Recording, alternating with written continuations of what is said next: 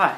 So, I know I'm wearing the same clothes as I am in a lot of videos. That's because today I just decided to review a lot of albums that I've been listening to lately. Because why not? Because this channel has been lacking videos for 5 months. So that's why I'm wearing the same clothes, because I'm making a bunch of reviews in one day. So that's why. Okay. Anyways, guys. Oh my gosh. Mylo Xyloto. Guys. Oh my gosh. Well, I could fanboy over this album all day. My gosh. So, yeah, if you've watched my Viva La Vida review, Viva La Vida was the first album that I ever got into that made me a music fan. So, after that album, I was literally obsessed with Coldplay. Literally obsessed with Coldplay. I would listen to them all the time. And then once I heard that they were coming out with a new album, oh my gosh, I flipped out. I was so excited. This was literally like the most excitement I had ever experienced about something since, like, I don't even know when, because I was like 13. Wait a second. This came out in 2000. I was 14, and I never quite felt the same excitement of anything before. This was just so phenomenal. I loved Every Teardrop Is a Waterfall. When they released that song, I was like, whoa! Oh my gosh! Because I loved it so much. And it was literally, this album is basically the exact sound that I wanted the album to be. I'm not even kidding. I mean, after Viva La Vida, I liked electronic music too, so I was really hoping they would do something like that was really similar to Viva La Vida but had electronics in it. Oh my gosh, they did exactly that. They did exactly that. Oh my gosh. Oh my gosh, this album is great. Honestly, I know critics have said, well, I mean, this album is so cheesy, it's stupid, it's supposed to be a concept album, but it's shallow, and they have Rihanna on a track, and oh my gosh, it's so, like, popish, and simple, and mainstream, and radio-friendly, and it's just like, guys, just, can you enjoy the music without any prejudice? I mean, maybe it is true that I know a lot of people literally can't get into this because they like the A Rush of Blood to the Head kind of sound of Coldplay, but I have always much preferred their newer albums to their older albums, so this is a blast for me to listen to. I love this. Charlie Brown has always been my favorite song. I love that song. Oh my gosh. Every song is great. But let's see, what else can I say about this right now? Well, it's kind of funny because I listened to every single track before the album came out because of the, like the album samplers that they uploaded to YouTube and stuff. So I knew what it sounded like by the first time that I had actually listened to the album all the way through. But guys, I don't understand why this got a 65 on Metacritic. I honestly think this should have gotten a 72 or above, because X and Y and Viva La Vida each got 72 scores. So this got a 65. It was like, I mean, yeah, I guess, like, they think it's really stupid to hear Coldplay do, like, dance club beats and stuff, like Every Teardrop Is a Waterfall, or, yes, include Rihanna on a song. But let me note one thing. I don't have anything against Rihanna. I have stuff against her music. Her music is absolutely awful. Oh my gosh. But her voice, I don't really have a problem with. So, yeah, I think she did absolutely beautifully on Princess of China. So, I mean, I don't have anything against that just because it has Rihanna on it. I think it's good. I think it's really good. You know why it's good? It's because Coldplay wrote the song. If one of Rihanna's producers had written the song, it would be, oh my gosh, terrible. So that's why, yeah. But I think she did really well on it. So, I'm just saying, I don't understand why people would neglect the track just for the mere fact that Rihanna is on it. I mean, give her a chance. She actually has a good voice, or at least it sounds like she does. But the song is good, and she sounds great. So that's all I care about. The recording is good. So, another track I want to note is Don't Let It Break Your Heart. I think this song is horribly underrated. It's like, it's almost one of the best Coldplay songs. It is one of the best Coldplay songs ever, I think. But the sound on this song is so blended, I can't even pick out a single instrument besides, obviously, the bass guitar and the drums, because the bass guitar is just one note, and the drums, crash cymbals, crash cymbals, crash cymbals. But, I can't pick out anything else individually.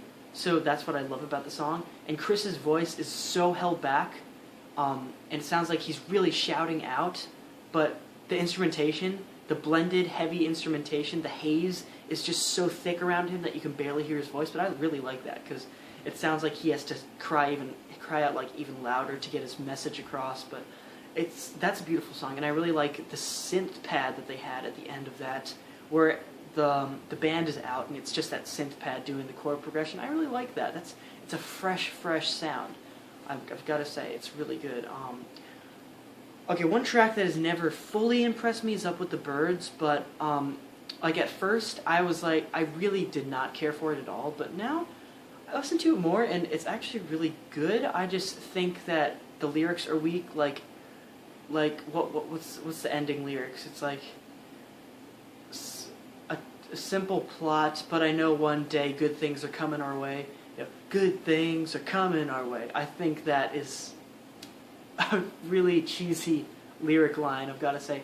And then to end the whole album with the line, "Oh yeah," you know how he goes, "Oh yeah," and then he holds that for like 10 seconds, but those are the last words on the album, "Oh yeah." I thought that was so dumb, because Viva La Vida had brilliant lyrics to end the album with, "And in the end, we lie awake and we dream we'll make an escape." Those were brilliant lyrics from The Escapist, the hidden track at the end of the album. But this album ends with the lyrics, "Good things are coming our way, oh yeah." So I was like, that is so dumb. You know what I would have preferred? Now, let me know in the comments if you would have preferred this too. You know the song "Moving to Mars"? Yeah. Well, what if that was the ending track and Up With the Birds wasn't even on the album? I would have loved that. Oh my gosh, I would have loved that. I think Up With the Birds is kind of weak, except for the beginning.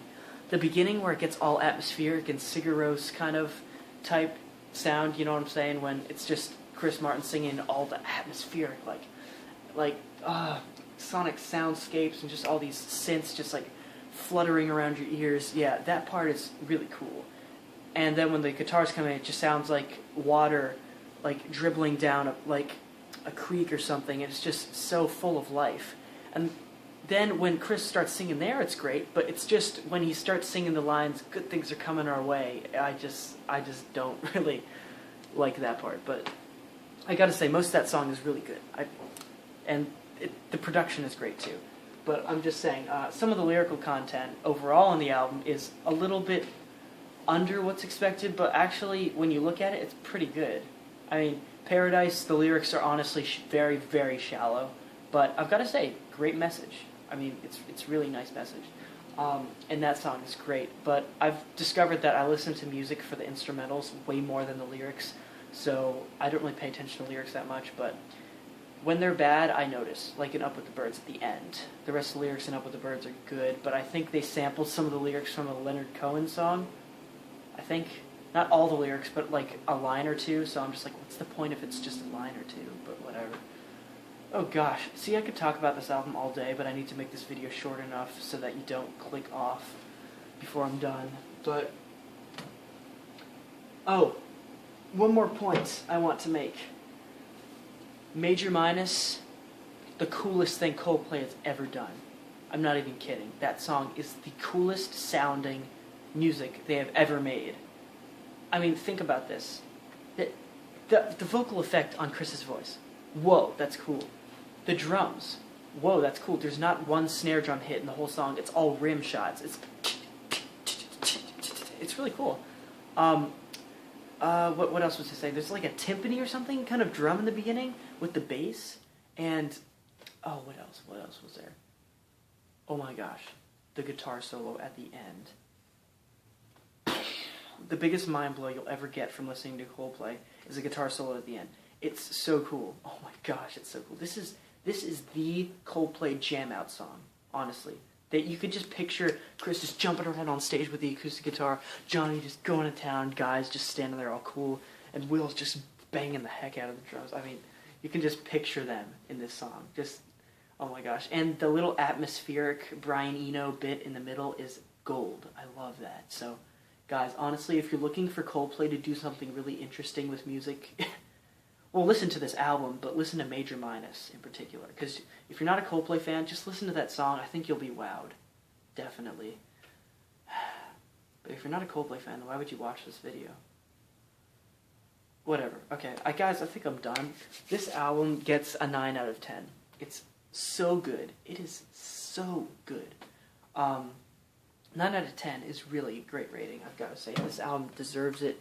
It really deserves it. Plus, now that I'm done talking about the music, I just want to praise the artwork for a second. Oh my gosh, the music, just, the artwork complements the music in the most perfect of ways. I mean, I just want to make a point here. Where's the... Okay. Does not the artwork for these albums reflect the music in them? I mean, seriously. Viva La Vida's more dark. The artwork is darker. Look at all this. Yeah, the artwork is darker. Mylo Xyloto is literally full of color in the sound as much as it is on the album cover. You know? So it's just like, you guys really went all out.